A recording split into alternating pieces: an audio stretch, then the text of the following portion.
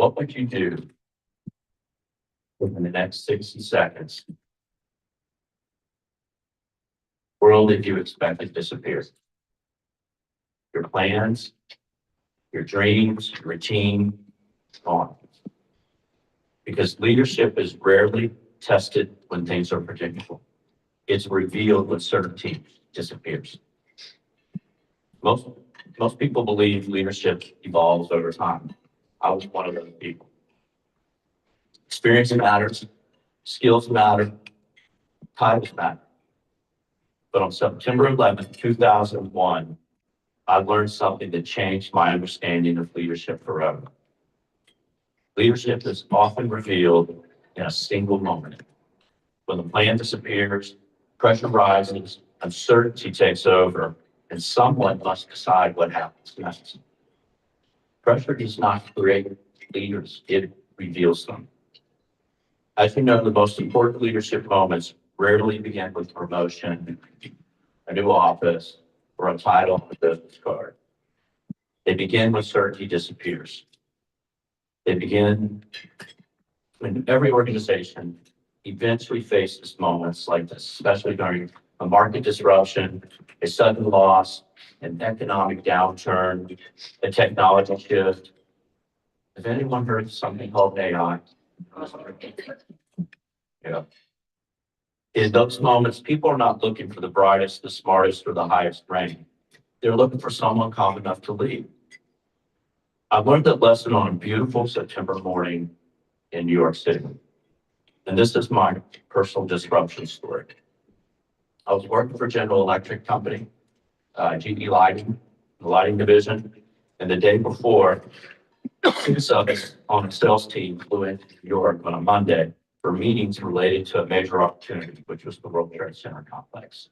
7 buildings, and we were hoping to sign a contract. It was the largest opportunity that GE had ever done in Manhattan at the time. That morning, there was a young salesman, new to the company. His name was Patrick. And he and I decided to go to a pre-meeting with the distributor who would be coming to meet us all World Trade Centers later. The other 4 members of our team headed to the South Tower. And Patrick and I were so confident that we decided to stop for breakfast. And this is right, pancakes, bacon, eggs, coffee. This is a business strategic decision, right? Then approximately 8:30 that morning, we sat down to the pre-meeting in Lower Manhattan, just a couple blocks away from the South Tower. And 16 minutes later, at 8:46 a.m., there was a noise, a rather loud noise, and the building shook. And by the way, this is all normal from Manhattan. Pallet hits, you got subways under the street, something like that. So I just kept the meeting going, and nobody even blinked. Within 3 minutes, someone had come into the room and said, "The North Tower is on fire." And I made everybody just stay focused, let's finish the meeting. And then a few minutes after that, another person came into the room and said, not only is it on fire, but it was hit by a plane. So I closed down the meeting and hurried downstairs and outside just to try to see what happened. Patrick was with me as we walked outside, just to give you perspective where we were. We can see the South Tower right here, and just past the South Tower is the North Tower, and smoke is pouring out of it. Sirens were going everywhere. If you've ever heard New York, all the loud sirens, it was confusion. People were talking. Some people were scared. Some people didn't know what to do. But, thousands of people were looking up. Nobody really understood what was happening. And then, on the kind of day where it just keeps getting worse, approximately 9:03, everything changed. A plane roared right over our heads. And I can't even describe what that feels like. It's a weird feeling. And plows directly into the South Tower. All our assumptions that we had been making about who would have gotten lost and crashed in the tower were all gone down. It was clear we were under some kind of attack. I desperately tried to call myself Steve on my cell phone, and the ones that are at the South Tower, no answers, no information, no cell service. And has any of you ever been in an emergency situation and you've got no cell service? Has that happened to you? Yes, you know what that feels like. There was only uncertainty, and Patrick and I began making our way to the South Tower, walking around, hoping to find our coworkers. And then the unspeakable, 9:59 a.m., the tower collapsed. I heard pop, pop, pop, and looked up, and we're all spectators. And there is a moment, an instant that you realize I'm not a spectator and I'm a participant in what is happening. If you've only ever seen it on television, I can tell you what happened, and I'm telling you, but I can't really tell you what it felt like. It's difficult to describe the sound.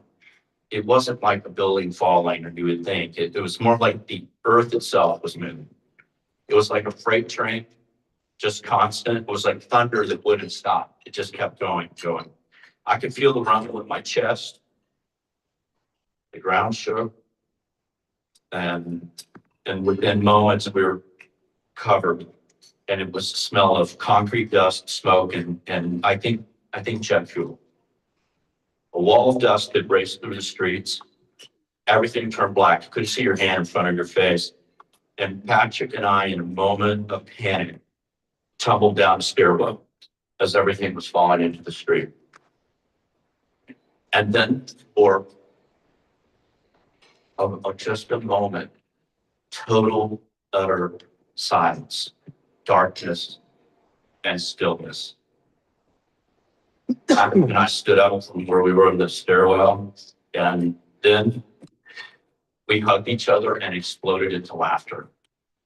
In hindsight, not because anything was funny, but because our nervous systems were completely overloaded. But can you just see it, like the greatest disaster in our country, and two grown men are hugging each other and laughing, amongst all that.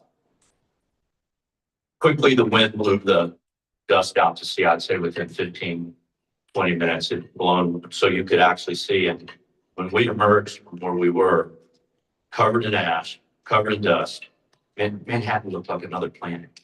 It looked like, it just, that you've seen the pictures, it just like a whole nother place. And it happened in an instant like that. And then something unexpected happened. The more around me people were frightened and confused, I grew calm. I started making decisions. Where to go? We got to get to the West Side Highway. We got to get out of here. What to do next? How to get Patrick and myself to safety. And that's when I saw something I will never forget. Thousands of us were moving north, right, and west, some east, everybody trying to get away from the World Trade Centers, get away from danger, away from uncertainty, away from the towers. But there was another group that was moving south toward the fallen South Tower and the still standing North Tower. Firefighters, police officers, first responders. They knew exactly what they're walking into. And yet they continued forward, shoulder to shoulder, step by step. They bumped by us as they went by. They were running towards responsibility, service, but ultimately, for many of them, sacrifice. Pardon just for a moment.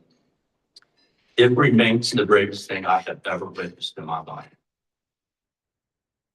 Within a short period of time, I witnessed the worst of mankind, and shortly thereafter, I witnessed the very best of mankind in that short space of time.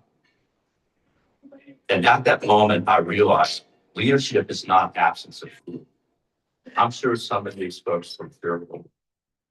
It's the willingness to move toward what others are running from. The question that I would pose to all of you as leaders, because we're all leaders, is not whether disruption will come. The question is, Who do we become when it does? Presence creates clarity. And later that day, shortly thereafter, actually, Patrick and I are walking through Manhattan, walking up the west side, trying to make our way back to our hotel. And a young woman stopped me. She just approached me, stopped me. She looked frightened. She's confused. And she said, "What should I do?" I asked her, what do you mean? So, well, do I go back to work or do I go home? And I was like, I think you should go home. Disruption had been so sudden that she no longer trusted her own decision making. After I told her she should go home, she said, "But there's no buses, there's no taxis, the trains aren't running." I asked her, "Where do you live?" She said, "I live in Chinatown." "How far is that?" I said, "A couple miles." I said, I think you should walk home." And she repeated, "I should walk home." And I nodded yes. She hugged me and thanked me and went about her way. I thought about this encounter years later and wondered why she picked me, of all the strangers on the street. But then I realized it's because I'm related to the Duke and I have his rugged good blood. So much later, I really did realize it has to do with presence. I was present. Similar encounter happened. It happened actually 2 more times walking away to the hotel. People stopped us asking what they should do. See, people weren't looking for answers. They're looking for stability, not brilliance, not strategy, but presence, right? Many leaders think their first responsibility during crisis is solving the problem. But that's not the first thing. Their first responsibility is stabilize and bring it. We still didn't really know what was going on. We still didn't have any information. And see, people are seeking some kind of certainty from leaders before they seek direction. And this is when presence creates clarity. And clarity drives action, clearly. So Patrick and I continued walking north to our hotel, and my feet were burning. This is GE 3-piece suit and a tie days. I'm wearing wingtips. Have any of you thought to go on like a 4-mile hike on hot sidewalk in wingtips? You know, you can understand. Carrying a computer bag. Excellent, really excellent for the boardroom, right? But terrible for walking across Manhattan.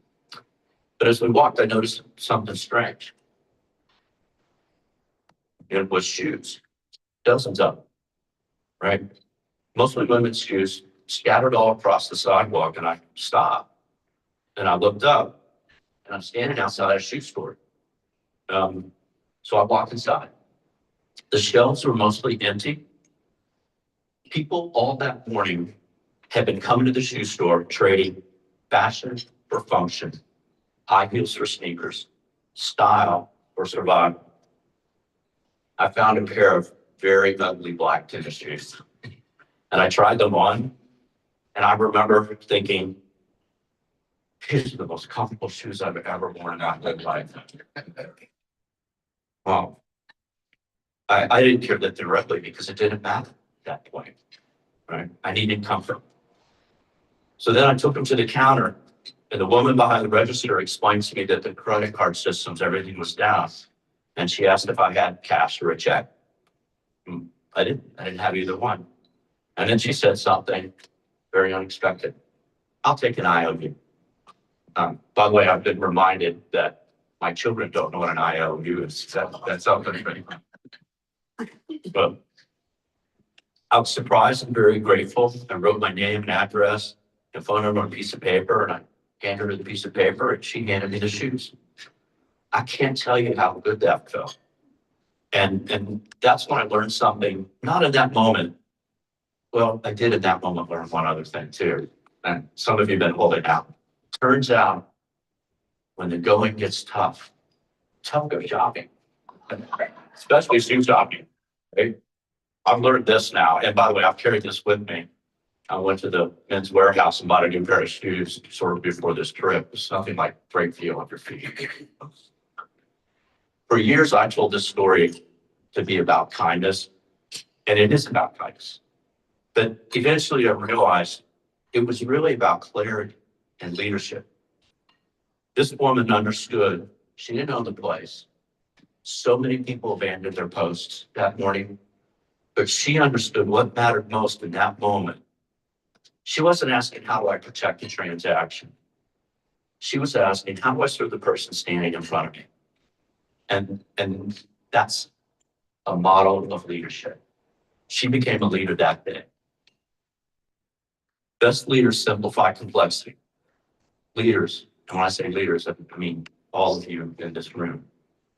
You identify what matters most. You remove obstacles, because just in disruption, people aren't asking whether you have every answer.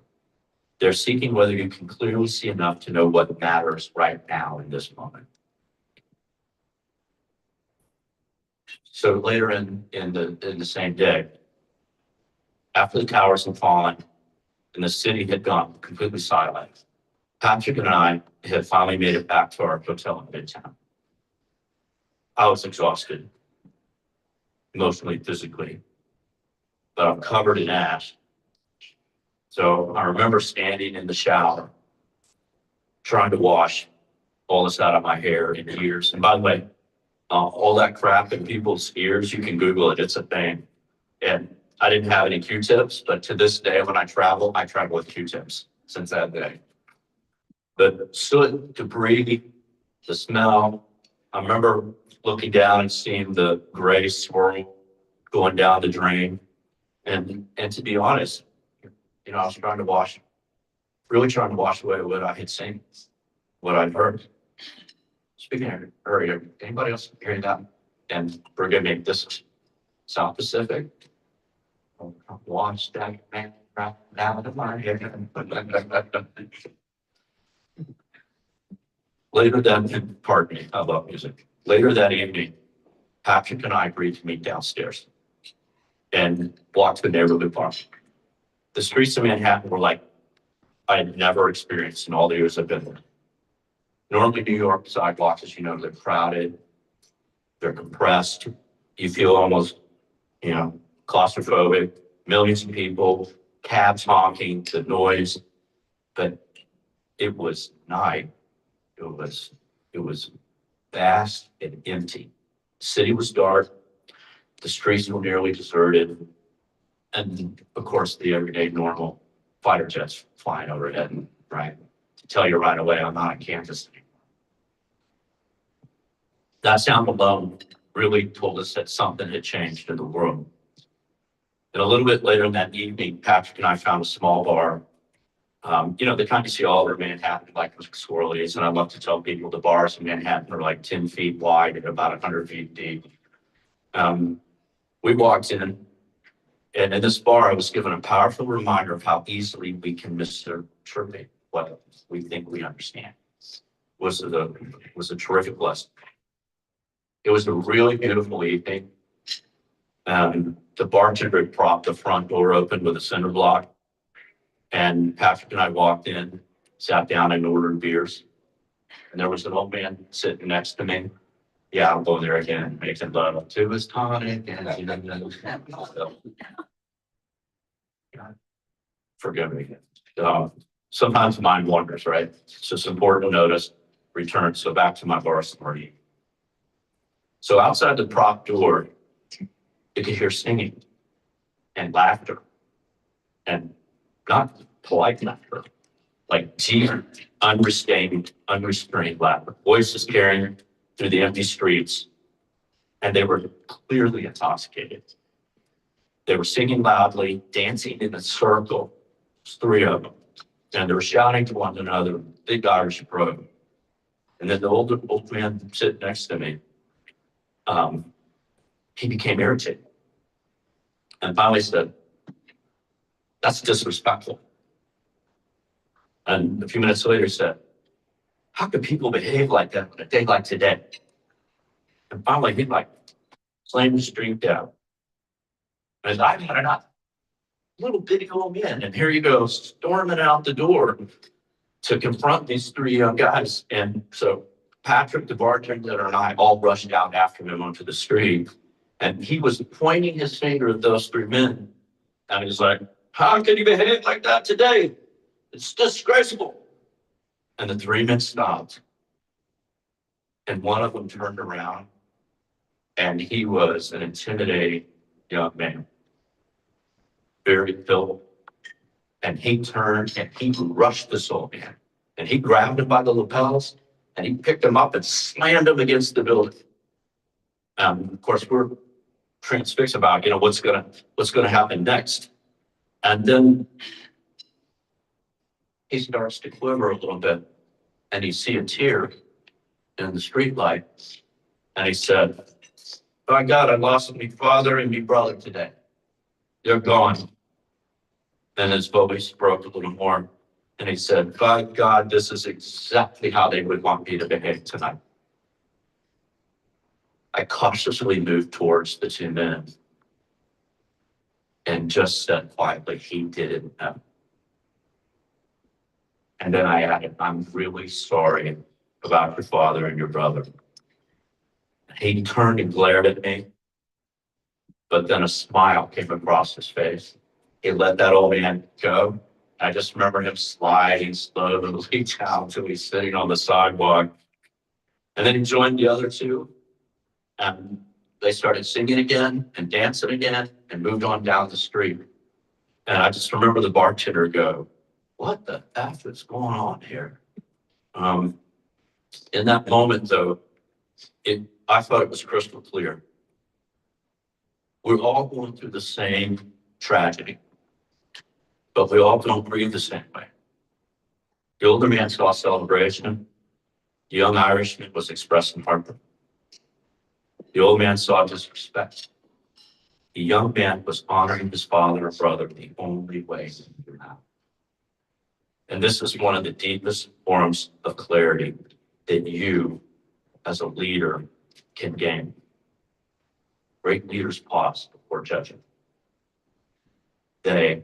You ask, what might this person be carrying?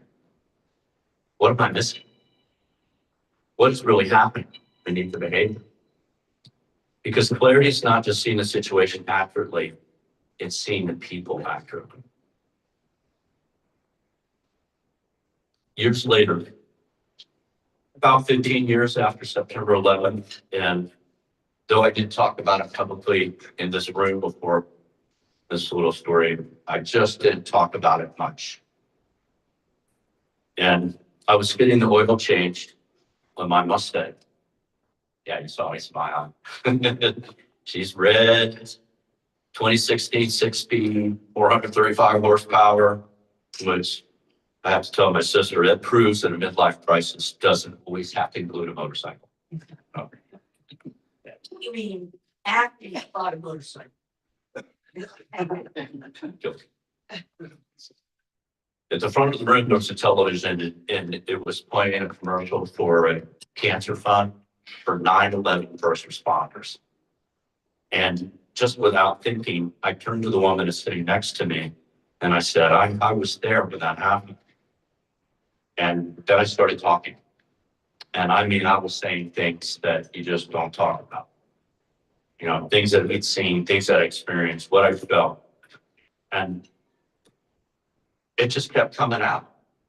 And suddenly it just occurred to me, I became a 435 horsepower motor mouth. It was pouring out. Roaring. The woman clearly wasn't interested. And my own inner voice was just like going, what are you doing? Stop. This woman is not going to listen to you. I kept trying to get myself to stop. She raised her newspaper between us, trying to get me, but it just kept coming out. And her husband's looking around the paper like, stop. And it just kept coming. Finally, someone walks into the reception room and says, Mr. Van Buren, your car's ready. I was like, thank God. I leaped out of my chair and I literally went running down the hall. And all of a sudden, I'm hearing this, dude, hey, dude. And I stop and turn around. Here comes this portly young man barreling down the hall, grabs me in a bear hug. You ever have those hugs where somebody picks you up off the ground and you hear your back go click, click, click, click, click, and he set me down and he had tears in his eyes. And he said, "You have no idea what's going on in my life now." And he said, "You have no idea how badly I needed to hear what you had to say." And then he paused, and this is what he said that I always remember. He said, "What I remember most about 9/11 isn't 9/11. What I remember and think about is 9/12. I remember how we all came together, everybody. I remember how we were all on the same team. And I remember that too. Not the buildings, not the smoke, not the fear, but the people, the courage, the connection." Have any of you ever experienced in New Yorkers being a little bit abrupt? Don't want to say rude, but that next day, I've never been more proud of people in my whole life. You couldn't give blood because there were thousands of people in line to give blood. Everybody was doing what they could. This is a really great reminder that we belong to something larger than ourselves. And what if we didn't need a crisis to bring that out? What if as leaders or organizations felt more like a great cause? What if our people felt seen, heard, valued, connected in a common purpose? I believe that this is one of the highest callings of all of us as leaders, to foster this. Another story. So this one involves my daughter. This is not written in the speech, but we call her our little 9/11 baby. So we were going to have two children, and she was born maybe 10, 11 months after 9/11. And she wrote a paper on it one day. And my wife kind of guilted me into, proofing it. I didn't really want to do it.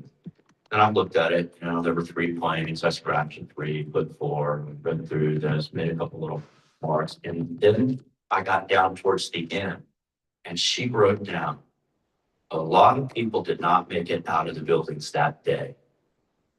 But thankfully, my dad did. Because if he hadn't, I would not be here now." Oh.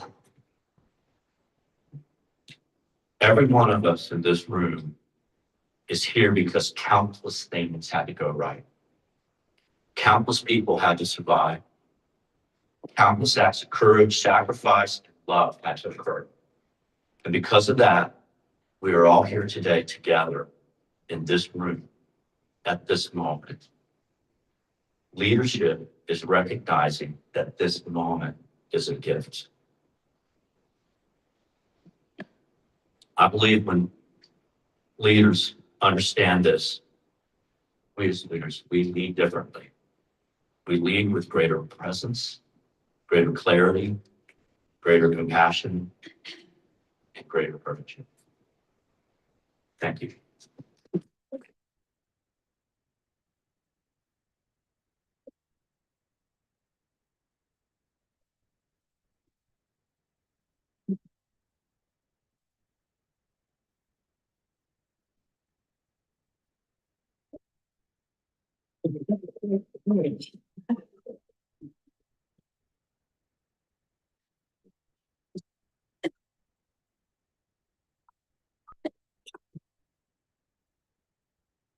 I know there's probably some questions after all that.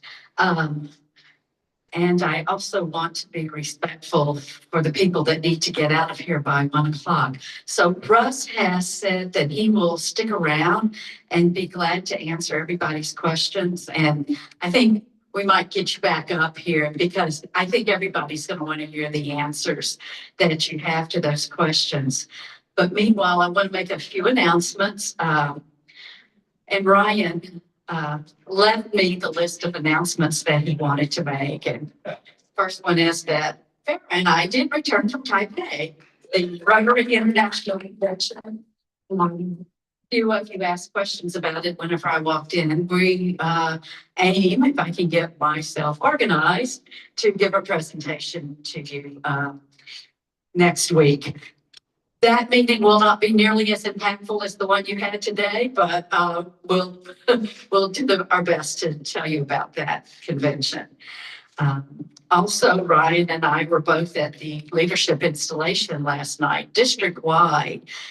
Whenever they install the new governor, they also install all the presidents. So Ryan was there for that, and I got to witness it too. So it was a great evening, great speaker who spoke about membership and the challenge that we have that people aren't joining anymore, and how do we address that so that we still do our very good work. So maybe more on that later too. Finally, Wednesday was a very special milestone day for one of our members.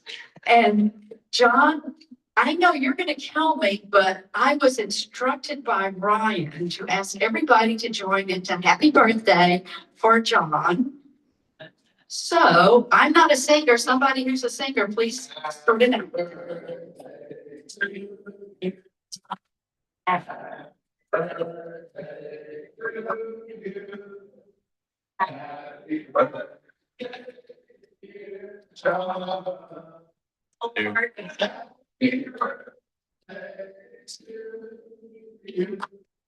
And many more.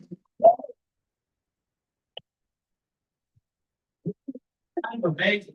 My 90th birthday and I can still stand up. Okay. That really covers all the important things that he had for us to talk about. I do hope that you can stick around for the question and answer after this. But before that, Patrick Naylor, would you please lead us in the four-way test? Please join me as we say, Rotary formally says the things that we say and do. First is the truth. Second is the prayers of all Mr. Irving. Third, the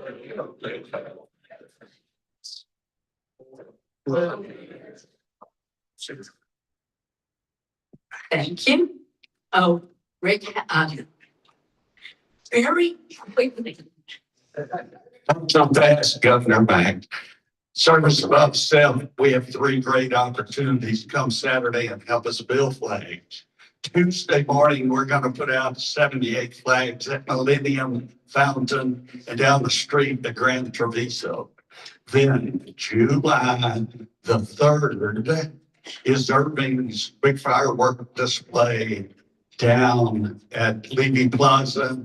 I need some volunteers that want to serve and help put those flags out. On the 3rd, we'll pull them down probably the end of the 4th, the end of that day. Lots of opportunities. I'll be helping nailing, put out 40,000 flags in the city of Irving. We're a Purple Heart city. We are going to look amazing. And here, 1,430 flags is going to make a difference. Thank you. I'm getting better with Mike running out. Because the mic is going on. I could. With that, we are adjourned. I was going to hand the mic over, but you might have to just talk really loud. So.